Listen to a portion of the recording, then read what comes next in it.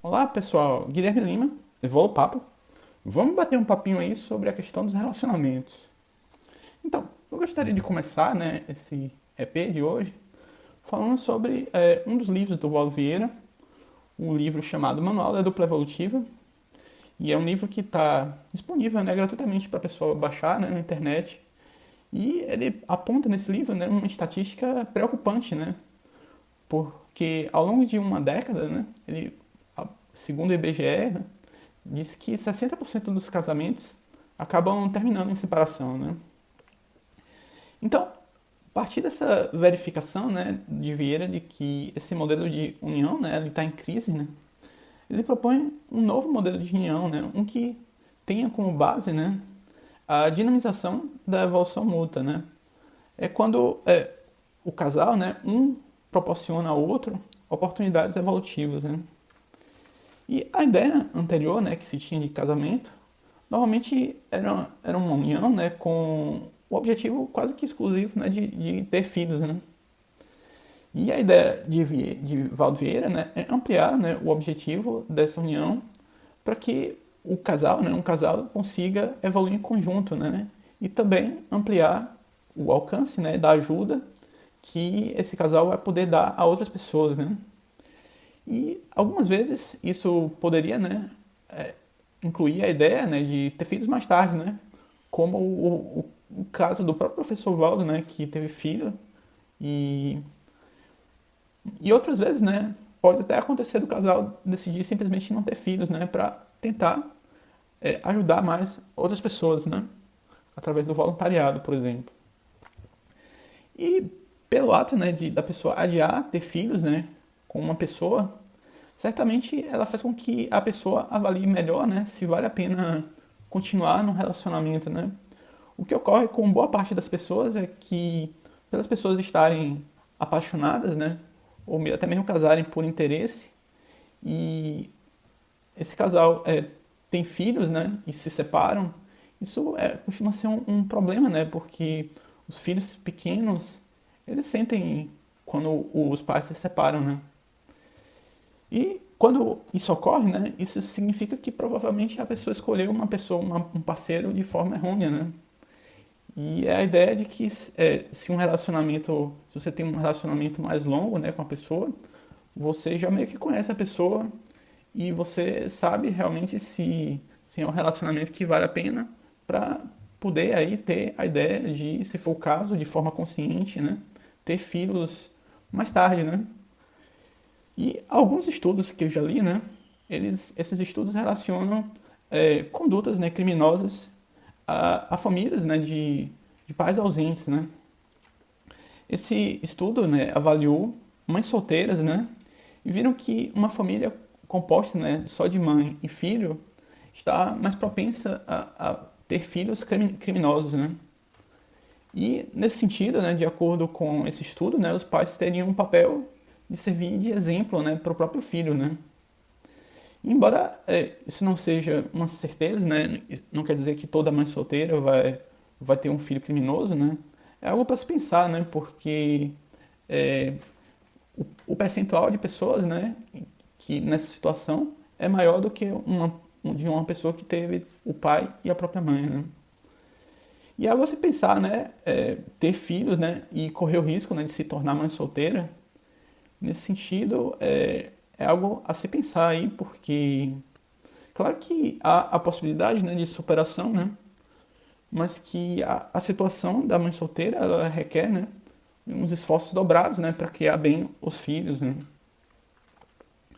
E daí a deixar, a ideia de deixar amadurecer, o relacionamento amadurecer antes de ter filhos, Porque aí um vai conhecendo o outro, vendo se é uma pessoa que pensa parecido, que tem objetivos de vida similar, E adiando a ideia de ter filhos, a ideia é que um dinamize, a evolução do outro, E também como forma de aproveitar, a juventude para também ajudar pessoas através do trabalho voluntário, E também, eu diria que somente se o relacionamento, sobreviver à prova do tempo, que o ato de ter um filho, deveria ser considerado, E também é preciso que haja realmente um compromisso consciente das duas pessoas de que se vão ter um filho, deverão também dar a melhor educação que eles puderem para ele, né?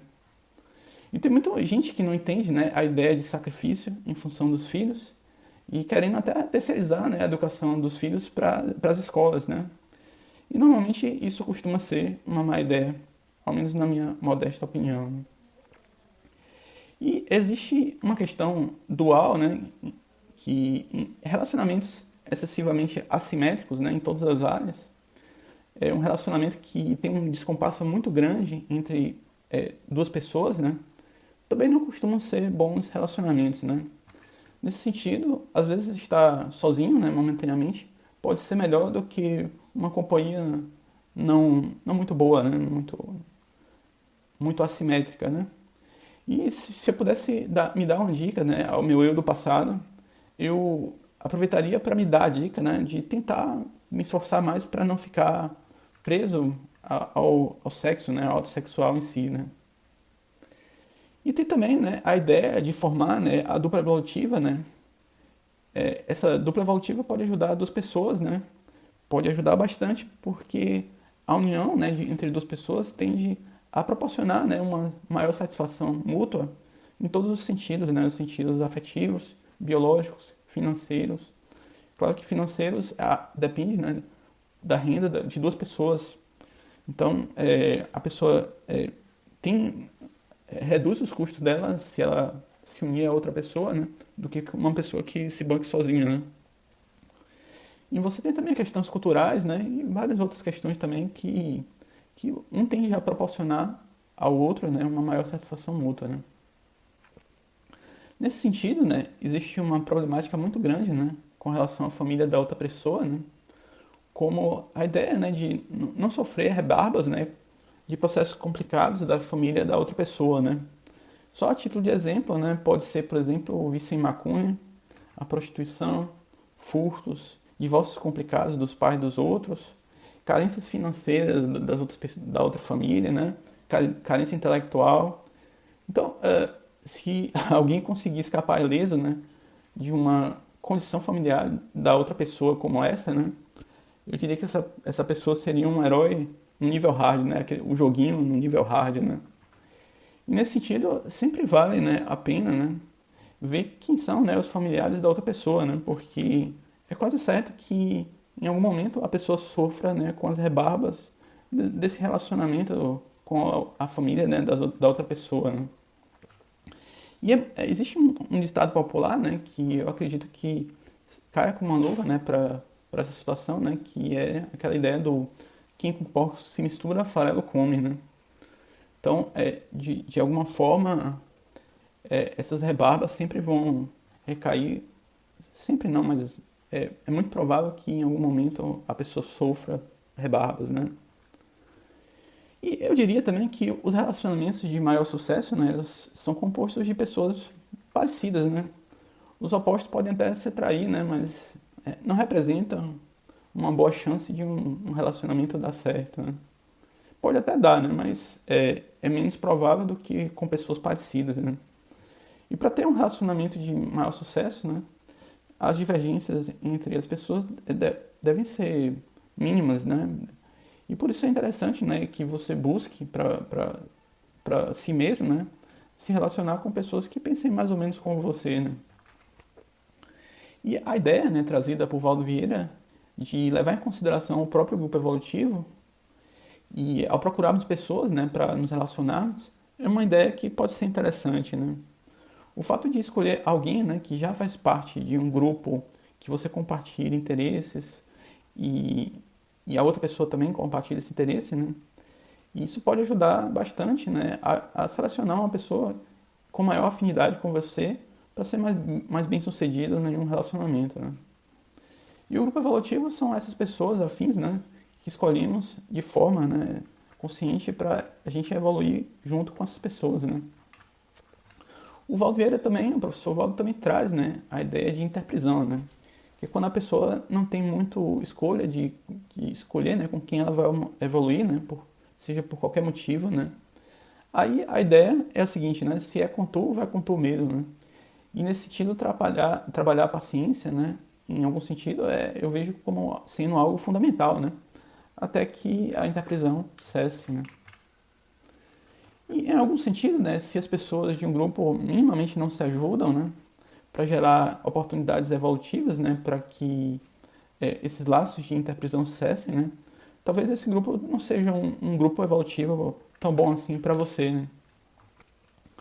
Gostaria também de destacar, né, que há técnicas transcendentes com relação à sexualidade e à afetividade, né, e essas técnicas foram constatadas, por exemplo, pelo professor Jean-Pierre Bachot. Ele descreveu, né, essa possibilidade em seu livro Globetrotter da Consciência, do Yoga à Conscienciologia. E é bastante factível isso para alguém que domina, né, algumas técnicas do yoga para conseguir o feito de permanecer sozinho, né, sem ficar desequilibrado ou obsessivo com relação ao sexo, né, ou às relações. E Valdo Vieira ele também fala, né, de condições difíceis e delicadas, como o processo, né, de traição sexual. Né. Ele propõe que as pessoas levem em consideração que todos ainda somos seres, né, bastante imperfeitos. E às vezes a perdoar, né, perdoar pode fazer mais sentido do que ficar guardando mágoas, né, da outra pessoa. Né. E nesse sentido, né, para o próprio professor Valdo, faz sentido, né, perdoar as outras pessoas de forma antecipada, né, e que os candidatos à dupla evolutiva eles se permitem viver uma condição que ele chamou de guichismo mútuo, né. E modernamente se fala muito em relacionamento aberto, contudo isso por si só não costuma ser um elemento, né, de uma união duradoura, né. A ideia então seria a pessoa focar em outra pessoa pela afinidade mental, né, alguém que você compartilha crenças e um projeto de vida, né. E eu gostaria também de dizer, né, que mesmo o isolamento aparente, né, de uma pessoa ou uma vida social não muito rica ou privilegiada, pode também ser um momento, né, de catalisação de reformas íntimas da própria pessoa, né? Os RSINs, como diz Valdo Vieira, né, que é a reciclagem intraconsciencial, a reciclagem intra para dentro, né, consciencial da própria consciência. E é perfeitamente possível, né, usar o isolamento social momentâneo, né, para que a gente questione e reflita sobre a vida com uma profundidade um pouco maior, né, do que levado ou tragado pela vida, o rolo compressor da vida social, né. E uma reflexão, né, que me ajudou muito, né, anteriormente foi a vivência, né, de que em todos os grupos, né, existem pessoas más e pessoas boas, né. E até impressionante porque às vezes a pessoa acha que no grupo que ela tá, seja um grupo religioso ou um grupo da Conscienciologia, só tem pessoas boas, né. E, meu amigo, o que eu já vi de Naja, né, lá no IPC também, e acontece muito também. Não é porque a pessoa é de um grupo que isso signifique, né, que ela seja uma pessoa evoluída, uma boa pessoa, uma pessoa com uma consciencialidade elevada. Né. E também, né, todos os grupos, né, eles têm mal entendidos, né, e é bastante comum, né, existir essa questão dos mal entendidos, né, e saber lidar, né, com essa rejeição de um grupo, né, com quem você se identifica, é um conhecimento também importante, né, para fazer a pessoa se virar com aquilo que ela já tem, né. E algumas reflexões também me ajudaram previamente, né, que seria a ideia de não se fixar somente em pessoas de um mesmo grupo, né. Até porque se a pessoa só se relacionar com pessoas desse grupo e momentaneamente o grupo é, exclui, né, a pessoa de alguma forma, isso meio que deixa a pessoa sem apoio, né. E a ideia, então, é você se relacionar ser mais abertista, né? Ter um abertismo maior com relação às pessoas com quem você vai se relacionar. Né? Não precisa ser somente pessoas do grupo que se identificam com a Conscienciologia, pode ser também de outros grupos. A questão, né, ideológica ela é importante, mas não é fundamental, né, para boas amizades. Né? E eu me pergunto às vezes, né, que tipo de qualidades ou virtudes que eu desejo, né, para um companheiro e para meus amigos, né? Onde estão pessoas como essas, né? Que ambientes essas pessoas frequentam, né? Então, aí eu acho que poderia ser um bom ponto de partida, né? E a pessoa vê próxima, né, nas proximidades da residência dela, onde é que estão essas pessoas, né, que proporcionem, né, amizade, né, e até achar, né, um companheiro para ela, uma companheira, né. Então, pessoal, era isso que eu tinha para dizer hoje, né.